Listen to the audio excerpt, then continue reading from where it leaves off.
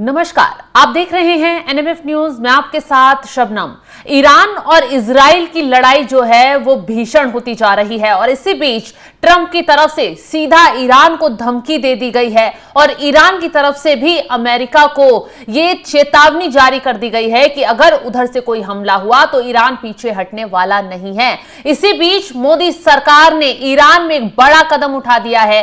मोदी सरकार ने ईरान में फंसे भारतीय छात्रों को निकालने के लिए ऑपरेशन सिंधु चलाया, जिसके तहत एक दो नहीं बल्कि 10,000 छात्रों को वहां से निकालने का टारगेट रखा गया है और पहले जत्थे के तहत 110 से ज्यादा छात्र जो हैं वो ईरान से बाहर निकालकर लाए गए हैं। ग्राफिक्स के जरिए बताते हैं क्या कुछ अपडेट निकलकर अब तक सामने आया है। भारत ने ईरान में जो फंसे भारतीय छात्रों को निकालने के लिए ऑपरेशन सिंधु चलाया। पहले जत्थे में 110 भारतीय छात्र आर्मेनिया के रास्ते लाए गए हैं। दिल्ली पहुंचे 110 छात्रों में जो कुछ छात्र 94 छात्र जम्मू कश्मीर के बताए जा रहे हैं। इसी के साथ ईरान में लगभग 10,000 भारतीय नागरिक फंसे हुए बताए जा रहे हैं। लगभग 6,000 छात्र ईरान में मेडिकल या अन्य कोर्सेज में पढ़ाई कर रहे हैं। तो ये छात्र ईरान में फंसे हुए थे और जिस तरीके के हालात इस वक्त ईरान में देखने के लिए मिल रहे हैं, वाकई बहुत भयावह स्थिति नजर आ रही है। तो चलिए आगे ईरान की चर्चा करें, ईरान के हालातों के बारे में जानकारी दें। उससे पहले जो भारतीय ईरान में फंसे थे, जिनको मोदी सरकार निकालकर भारत वापस लेकर आई है, उनका क्या कुछ कहना है इस ऑपरेशन को लेकर, आपको सुनवाते हैं। घर माँ बाप से मिलने जा रहे थे, दुख भी है कि पढ़ाई छोटी पड़ रही है। 4th ईयर था तो मतलब उम्मीद थी कि पूरा करके ही वापस लौटेंगे, लेकिन अचानक से वापस आना पड़ा। उस बात की दुखी है, लेकिन खुश है कि अपने माँ बाप से मिलेंगे, क्योंकि जो माहौल वहाँ देखा था उस हिसाब से लगा नहीं था कि ऐसे घर कभी जा पाएंगे, घर वालों से मिल पाएंगे। क्या हालात थे वहाँ के, किस तरह से सिचुएशन थी?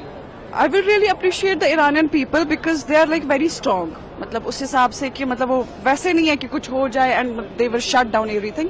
उनका जो ईमान एतकाद है बहुत काफी ज्यादा अच्छा है, लाइक काफी, क्योंकि डरे नहीं, सब ठीक रखा। बजाय इसके कि हम चल रहे थे बस इसमें जैसे बम ब्लास्ट हो रहा था या कुछ भी, लेकिन काफी हद तक वो लोग काफी स्टेबल रखना चाहते हैं अपने हालात को। शेख अफसा।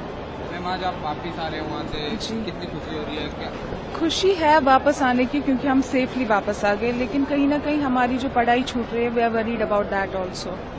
जी मैम, वहाँ की सिचुएशन को देखकर क्या हालात है वहाँ के? वहाँ के हालात बहुत खराब है, वहाँ के लोग बहुत डरे हुए हैं। इवन जब हम आ रहे थे तो हमें वहाँ से बहुत कॉल्स आ रही थी कि यहाँ सिचुएशन एक्सट्रीमली क्रिटिकल है वहाँ पे। जी मैम, किस तरह से गवर्नमेंट ने आपको बहुत ज्यादा अच्छे तरीके से, हमने शायद इतना एक्सपेक्ट भी नहीं किया था। हमारी डॉर्मेट्री डोर से लिटरली उन्होंने हमें लाइक लाया है, हर एक स्टेप पे, हर एक पॉइंट पे हमारी हेल्प की। यहाँ तक पहुँचाने में हमें आई डोंट थिंक किसी को भी कोई प्रॉब्लम हुई होगी।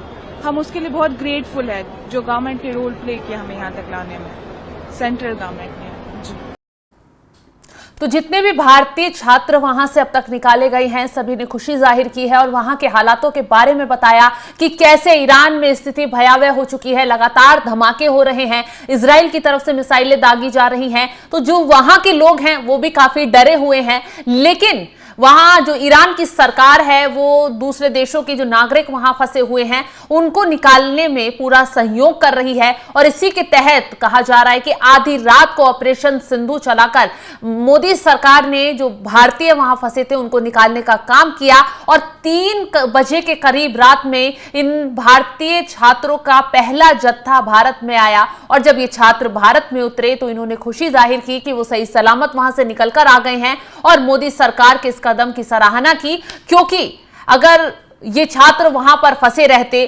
तो कुछ भी हो सकता था, क्योंकि 10,000 से ज्यादा भारतीय बताए जा रहे हैं कि वहां फंसे हुए हैं, आधे से ज्यादा स्टूडेंट्स हैं।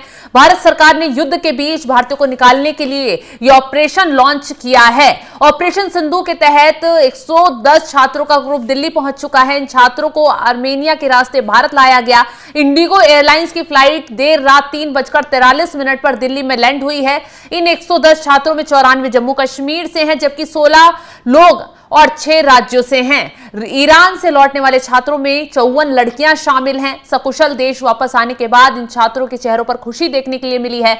वहीं आपको बता दें, इजराइल और ईरान के बीच जारी जंग का 7वां दिन है। जैसे जैसे दिन बीत रहे हैं, दोनों देशों के बीच जंग भीषण होती जा रही है। इजराइल ने तेहरान पर जबरदस्त अटैक कर दिया है।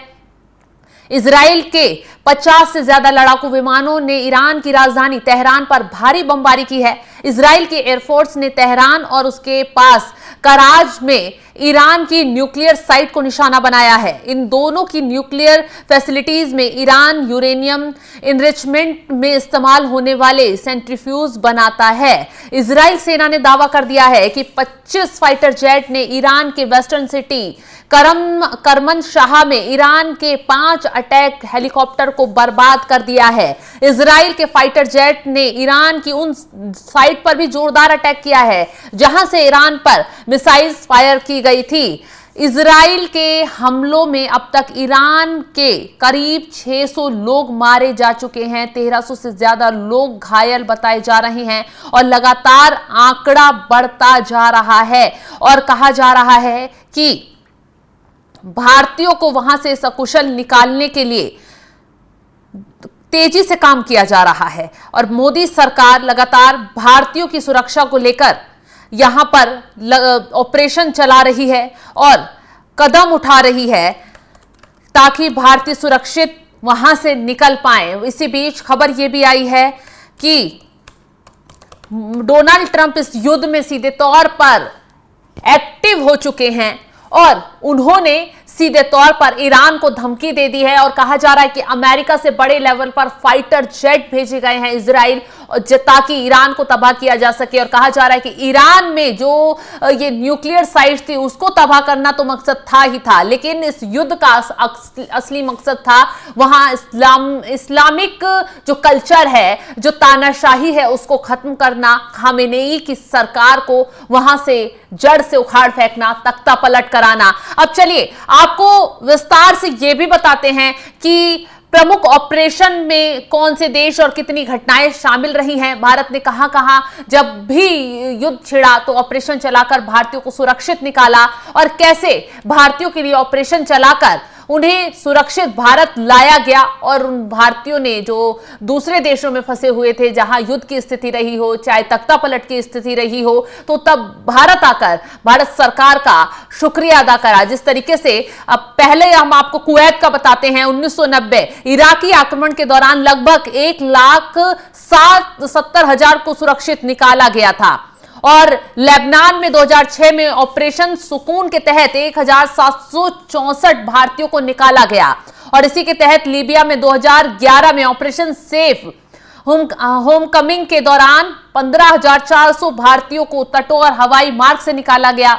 यमन में 2015 में ऑपरेशन राहत में 4,640 भारतीय, जिसमें लगभग 960 विदेशी निकाले गए।